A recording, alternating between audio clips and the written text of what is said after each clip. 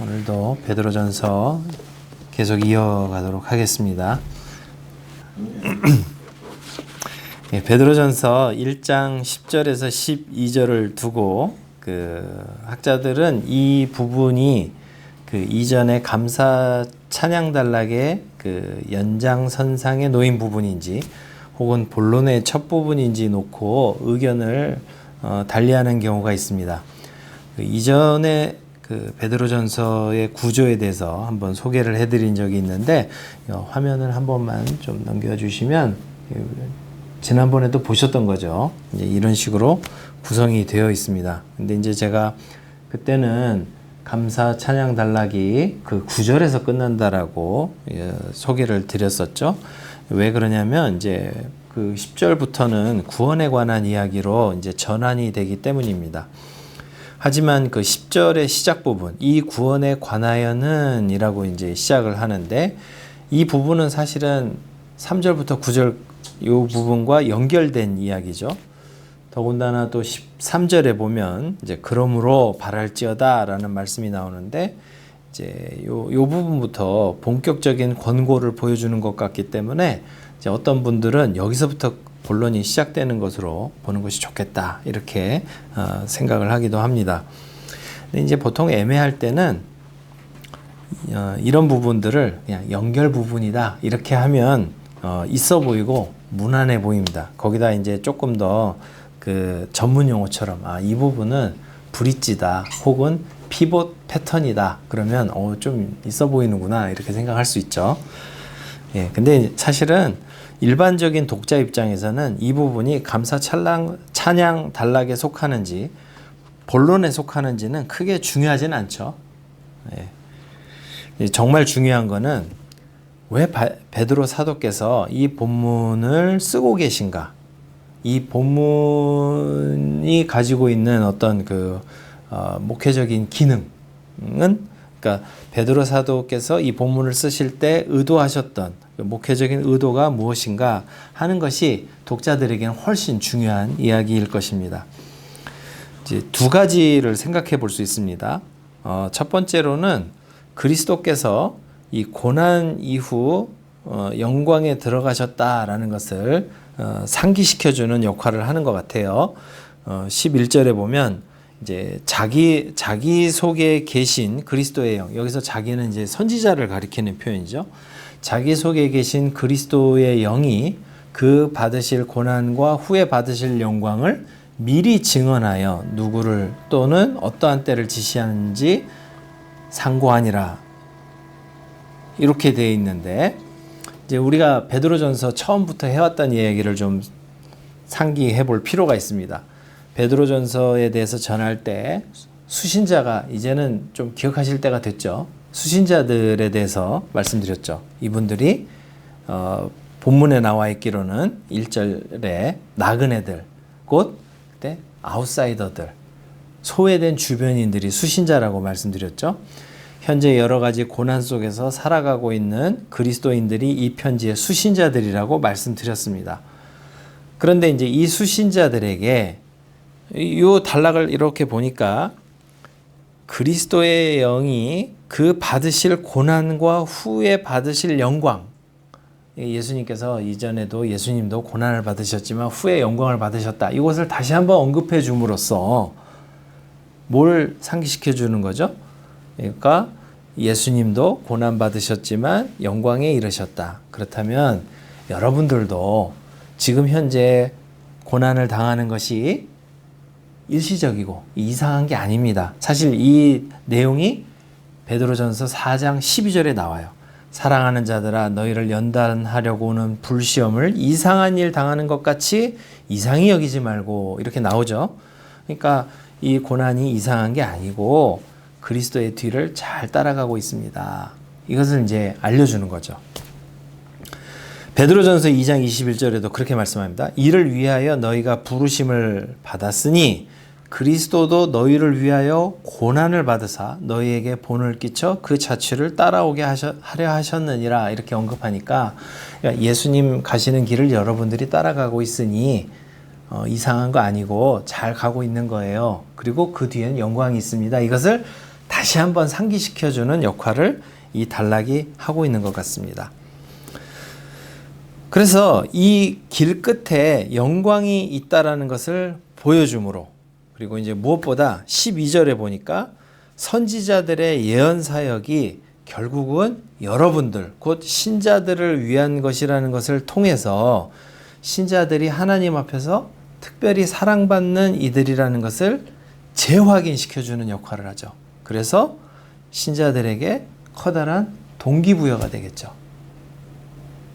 별로 동기부여가 안 되나요? 그러니까 이미 이제 3절부터 9절까지 신자들이 받은 구원에 대해서 사실 베드로 사도께서는 여러 수식어들을 통해서 열심히 설명한 바가 있어요.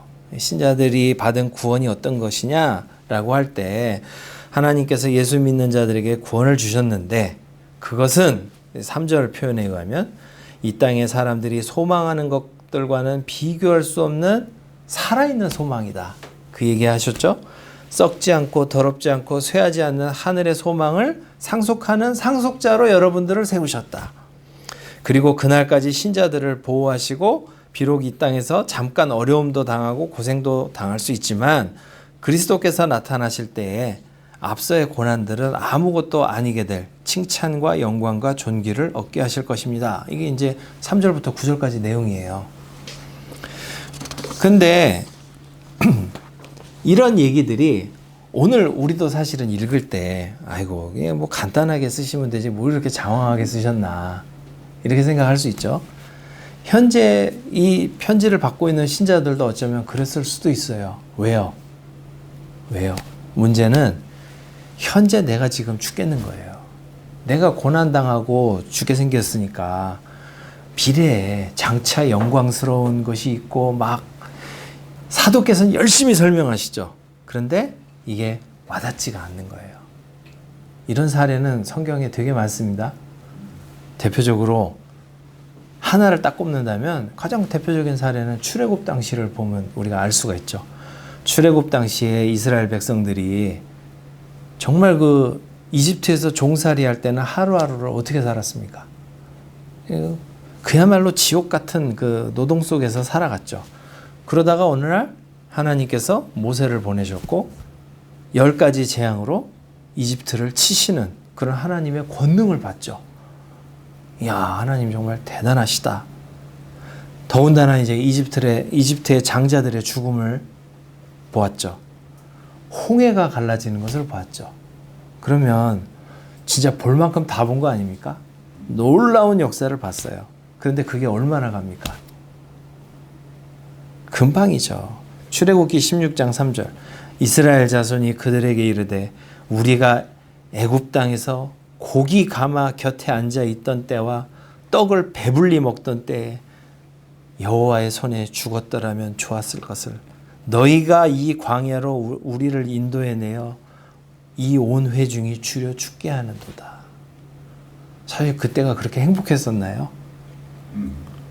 노예로 살아갔는데 매일 원치 않는 노동에 시달리며 살아갔는데 그 일 거 꺼내가지고 하나님께서 광야 생활을 하게 하셨는데 걷다가 현실이 힘드니까 그 다음에 떠오르는 게 뭐예요?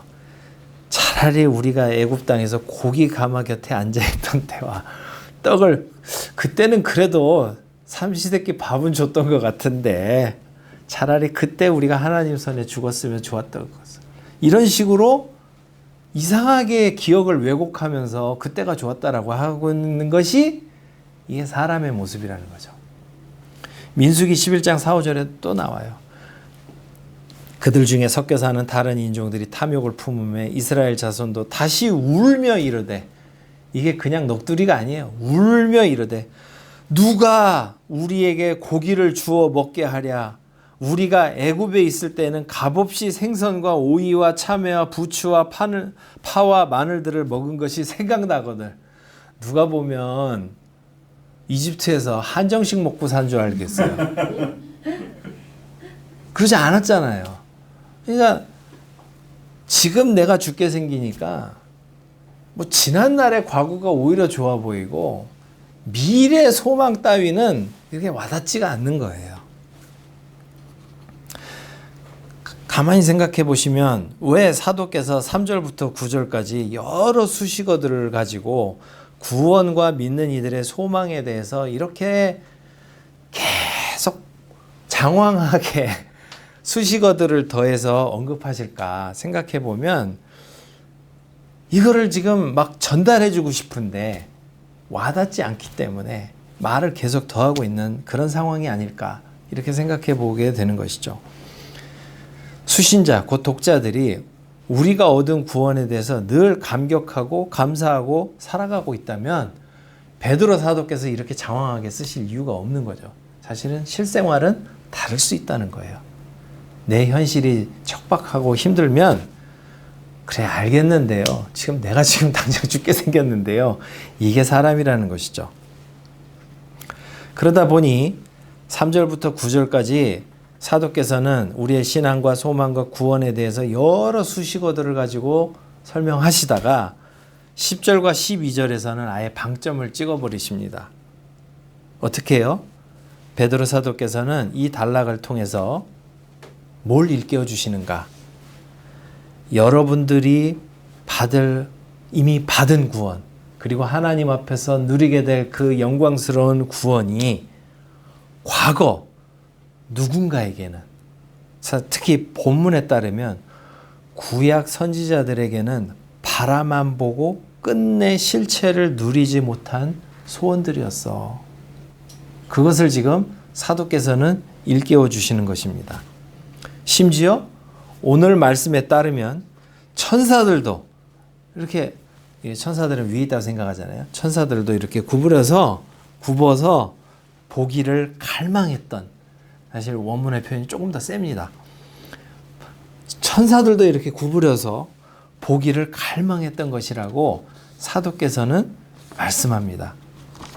바꿔 말해서 우리가 구원을 가볍게 여기는 이유는 우선 우리가 너무 쉽게 얻는 것처럼 보이고, 두 번째는 현실 속에서 이거 고난을 당하다 보니까, 하루하루가 척박하다 보니까 쉽게 잊는다는 거예요. 그래서 구원받는 거를 당연하게 가볍게 여기고 현재 겪는 어려움에만 집중하다 보니까 우리가 마땅히 드려야 할 감격, 감사 이런 것들을 잊고 산다는 것이죠. 결국은 이 베드로전서를 출발할 때 본문에는 감사 얘기 하나도 없죠. 근데 제가 뜬금없이 감사하는 신앙, 이게 본문을 잘못 읽고 오셨나? 할 수 있는데 그 단어가 한마디 없지만 이 배후에 깔린 의도는 지금 그거를 회복하는 것이 신앙인이 가져야 할 옳은 태도의 출발점이다라는 것을 지적하고 있는 것입니다. 외부의 고난은 사실 우리가 통제할 수 없는 것이죠. 이게 외적 환경은 우리가 통제할 수 없는 것이기 때문에 우리가 이제 현실적으로 할 수 있는 것은 우리 안에서 감사를 회복하는 것. 이게 이제 우리가 할 수 있는 최선의 것이겠죠. 감사에 대해서는 요즘 저는 정말 많이 생각하게 됩니다. 왜냐하면은 잘 아시는 것처럼 제가 이제 건강에 문제가 좀 심해졌죠. 그래서 늘 기도할 때도 우리 장로님께서도 오늘도 기도해 주셔서 너무 얼마나 감사한지 몰라요. 건강에 문제가 생기니까요. 이제 최악의 상황으로 가지 않기 위해서 제가 사실 가리는 게 이제 정말 많아졌습니다. 그러다 보니까 이제 느끼는 게 뭐냐면 옛날에 이것저것 가리지 않고 먹었을 때가 정말 행복했다. 네, 뭐 하나 먹을 때마다 재민아이한테 계속 물어봐요. 먹어도 돼? 이게 칼륨이 높아? 하면서 하나하나 물어보면서 먹고 있어요. 그러다 보니까 이제 먹을 수 있는 게 너무 제한되죠. 교회에서 얼마나 이렇게 너그럽게 이해를 해주시는지, 웬만하면 뭐 특별한 일 없으면 설렁탕 집 가서 먹잖아요. 설렁탕 먹을 때는 그나마 이제 별로 고민이 없죠. 또 최근에는 쌀국수가 괜찮다고 해서 쌀국수를 아주 자주 먹고 있습니다. 이제 국물은 또 빼고 먹으라고 그러더라고요. 그래서 이제 제 아내한테도 그 얘기 많이 합니다. 요즘같이 쌀국수를 먹으면 내가 성을 바꿔야 될 것 같아. 응우엔 뭐 이런 식으로 성을 바꿔야 될 것 같아. 뭐 이런 얘기를 합니다. 어쨌든 이제 제가 그 응급실 실려갈 때보다 수치가 많이 좋아져서 지금 얼마나 감사한지 몰라요. 그런데 이제 이런 생활을 쭉 하다 보니까 당연한 것들이 당연한 것이 아니라는 것을 요즘 정말 많이 느끼고 살아가고 있습니다. 가리지 않고 원하는 것을 마음껏 먹을 수 있다는 것, 어느 누군가는 누려보지 못하는 은혜죠. 이게 저도 그래서 뭐 여러 번 말씀드렸지만 주변에 요즘 얘기합니다. 그 식사기도 대충 하지 말라고. 진심으로 감사의 마음을 담아서 하나님께 기도하라고. 내가 지금 이걸 먹을 수 있다는 게 얼마나 은총인지를 아냐고. 그죠? 사실 어려서 이렇게 이제 살이 지금은 좀 많이 빠졌지만 제가 살이 많이 쪘던 이유가 뭐냐면 그 중에 하나가 이제 부모님 탓하는 거 아닙니다만은 제가 어려서 밥 투정을 하거나 밥을 남길 때 아버지한테 정말 많이 혼났어요. 심지어 맞은 적도 있어요. 자녀를 때리는 게 옳다고 말씀드리는 것은 아닌데 그러나 이제 이해는 합니다. 왜냐하면은 이제 왜 우리 아버지가 이렇게 밥 문제로 예민하셨는가 그 이유를 알아요. 저희 아버지가 1926년생이세요. 그래서 그러면 이제 대충 어느 시대를 살아오셨는지 짐작이 가시죠? 일제강점기와 6.25를 겪으셨어요. 굵직굵직한 사건들을 겪으면서 젊은 시절 굶었던 기억이 너무 많은 거예요. 이제 그러다 보니까 제가 이게 안 먹어. 맛없어. 막 먹을 만치 가져오지 않고 막 남겨서 버리게 되면은 그걸 참질 못하는 거예요. 네. 그래서 밥상 앞에서 조용히 밥상 물릴 때가 전 진짜 무서웠어요. 왜냐면 이제 밥상을 이렇게 치운다는 거는 풀스윙을 하기 위한 예비 단계였거든요. 그만큼 밥을 귀중하게, 그러니까 매 식사할 때마다 정말 감사한 마음으로 그 식사를 하셨던 거죠. 내가 누리는 것들이 당연한 것이 아니라는 것을 인식할 때 우리는 작은 것 하나하나에 감사하는 민감함을 갖게 됩니다. 어머니를 이제 모신 낙골당에 갈 때마다 사실은 이제 거기 이렇게 지켜보고 그 주변을 이렇게 둘러보게 돼요. 이제 납골당이 요즘 층층이 돼 있어서 옆에 누가 있는지 있잖아요. 그러면 이제 납골함에 보면 보통 뭐가 써 있죠? 태어난 해와 날짜, 그 다음에 이제 이분 돌아가신 해와 날짜가 적혀 있어요. 그래서 이제 가끔씩 이렇게 옆에도 봐요. 그러면 요즘 말은 100세 시대라고 하죠. 그런데 평균 나이에 훨씬 못 미치는 나이를 살고 떠나는 사람들이 꽤 많아요. 심지어 너무 어린 나이를 살고 세상을 떠나는 이들도 있습니다. 그리고 이제 제가 병원 다닌 지가 꽤 오래됐는데 병원에 다니다 보면 이런저런 환자분들을 정말 많이 보게 돼요. 아픈 사람들이 우리나라에 정말 많습니다. 내가 돌아다니다 보면 건강한 사람들을 주변에 주로 봐서 그렇지 병원에 보면 아픈 사람들이 정말 많아요. 우리 지난주에도 그 선교사님들 통해서 선교 현장 이야기를 들었는데 그런 이야기를 들을 때마다 내가 지금 이 나라에서 살아간다는 것이 참 감사하다. 그런 것을 느끼곤 합니다. 10여 년 전쯤에 우리나라에서 그런 말이 유행했었습니다. 헬조선이라는 말이 꽤 유행했었죠. 탈출하는 게 답이다. 이민이 미래다 하면서 헬조선이라고 막 욕하는 사람들이 꽤 많았습니다. 물론 우리나라에도 고통당하는 분들 많죠. 힘겹게 살아가시는 분들 많습니다. 그런데 선교사님들 통해서 선교지 소식들을 이렇게 하나씩 둘씩 듣다 보면 그래도 우리나라에서 살아가는 게 진짜 감사하다 그 생각을 많이 합니다. 저도 이제 선교지에 잠깐씩 방문한 적이 있는데 거기서 이렇게 기도 모임 하다 보면 지난주에 있었던 일을 나누는데 총격전이 벌어져서 내 친구가 죽었어요. 이런 얘기를 듣다 보면 이게 영화 속 현실인가? 뭐 이런 얘기, 그래도 우리나라는 그런 일은 극히 드물지 않아요? 그러니까 우리가 이런 것들을 당연하다고 생각을 하다 보니까, 내가 지금 누리는 일상에 대해서 모든 것들이 당연하다고 생각을 하니까 감사가 없어지는 거예요. 실제로 여러 은혜 속에서 살아가면서도 은혜임을 인식하지 못하는 것이죠. 그러다 보니까 나타나는 또 다른 현상이 뭐냐면, 자신의 노력에 대해서는 또 엄청 과대평가를 합니다. 내가 그 노력을 기울이는 순간이 너무 힘들고 고통스럽다 보니까 자기가 공부한 것, 자기가 노력한 것에 대해서는 엄청 과대평가를 해요. 내가 열심히 공부해서, 내가 노력해서, 내가 일해서, 이런 거에 대해서는 굉장히 높게 평가하고 존중을 하는데, 근데 이제 이거는 또 굉장히 과대포장을 하고 그것이 전부인 양 생각을 하는 사람들이 꽤 많아졌어요. 사실은 굉장히 교만하고 어리석은 태도입니다. 왜요? 앞서 여러 가지 언급해드렸죠. 질병, 죽음, 그 다음에 내가 속한 환경, 심지어 어떤 유전, 내가 통제할 수 있는 영역 밖의 일들이 사실은 세상에 얼마나 많은지 몰라요. 그런데 거기서 그냥 내가 기울인 노력, 내가 공부한 거, 내가 일한 거, 뭐 이런 것만 해가지고는 감사가 없고 마치 내가 누리는 게 당연한 것처럼 이렇게 생각하는 것이 우리의 감사를 계속해서 갉아먹고 있습니다. 그리고 나서는 어떻게 되죠?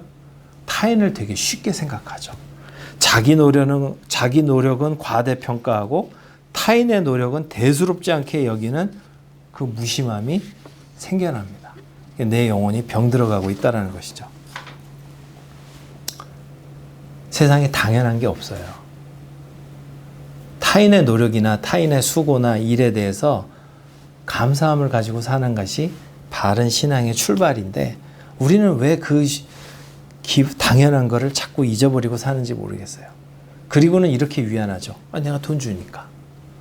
저 사람 나라 돈으로 하는 거 아니야? 그러면서 배려가 없어지는 거죠. 저 사람 월급 받고 하는 건데 당연한 거 아니야? 바꿔서 한번 생각해 보죠. 그럼 당신은 그 돈 받고 그거 하겠습니까? 우리가 그렇게 못하는 거 너무 많아요.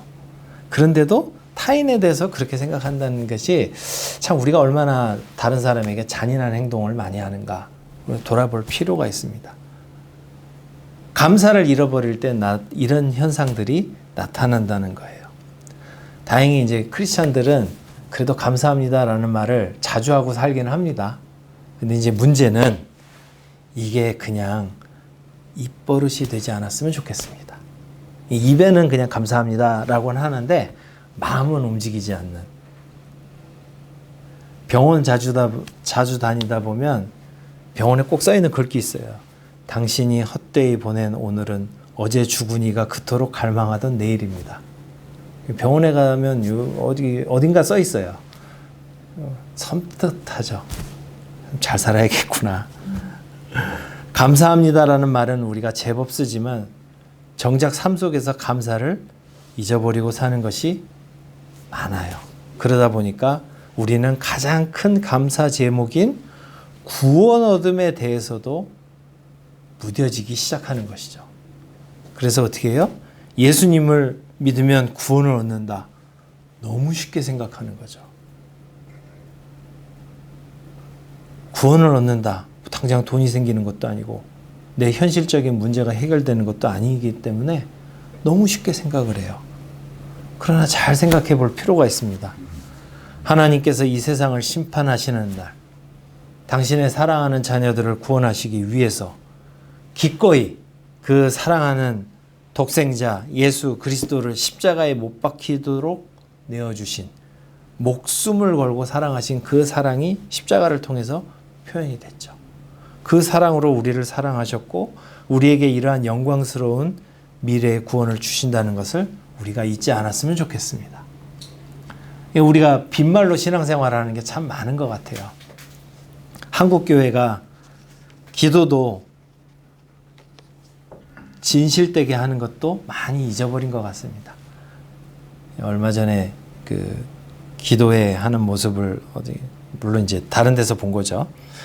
근데 이제 그 부르짖어서 막 주여 주여 하는데 정말 하나님 앞에서 저렇게 하는 걸까라는 생각도 가끔 들어요. 우리가 기도할 때 내 기도를 정말 하나님께서 지금 듣고 계신다라는 그 하나님 앞에서 드리는 기도를 나는 하는지, 그냥 잠깐 기도하라니까 그냥 몇 마디 하다가 예수님의 이름으로 기도합니다. 아멘. 이렇게 끝나는 것은 아닌지, 우리가 순간순간 잊고 사는 것들이 너무 많은 것 같아요. 기도, 감사, 가장 기초적인 것이지만 그 작은 것에 우리는 얼마만큼 마음을 들이고 하는지 돌아볼 필요가 있을 것 같습니다. 우리의 감사의 기도 속에 우리가 좀 더 진실되게 감사의 마음을 담아 기도하고 은혜를 당연히 여기지 않고 진심으로 하루하루를 살아가는 것이 신자의 신앙생활의 가장 첫 출발임을 기억하시고 이 한 주간도 주님 앞에서 진심으로 감사하며 살아가는 저와 여러분 되시기를 주님의 이름으로 축원합니다. 기도하겠습니다. 하나님 아버지, 주님께서 가장 좋은 것을 주셨음에도 불구하고 우리는 살아가면서 많은 것을 당연한 듯이 여기고 감사를 잃어버리고 살아갈 때가 얼마나 많은지 모릅니다. 우리의 이 천박한 마음을 주여 불쌍히 여기시고 예민함을 더하사 주님 앞에서 작은 것 하나하나에도 감사함으로 기쁨으로 살아갈 수 있도록 우리의 마음을 회복시켜 주시옵소서. 주님 앞에 진실된 하나님의 자녀들이 될 수 있도록 인도하여 주시옵소서. 우리 주 예수 그리스도의 이름으로 기도드립니다. 아멘.